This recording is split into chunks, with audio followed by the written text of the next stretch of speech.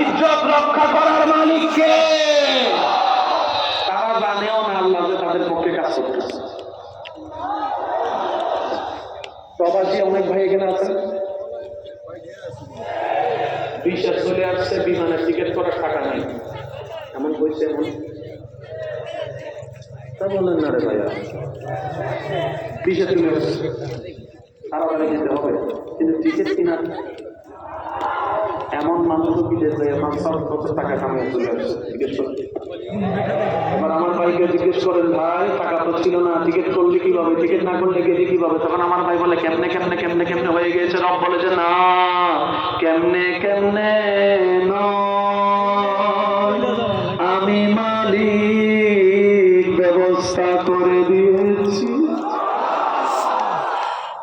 আমরা সবাই দুনিয়াতে আসার আগে কোথায় ছিলাম? সবাই শিকার আগ্রহ আছে আপনাদের? থাকলে আবার একটা হচ্ছে শোনা, একটা হচ্ছে শিকার। আমরা যেন মাটিকে শিকার দলে রাখতে পারি, আল্লাহ তৌফিক দান করুন।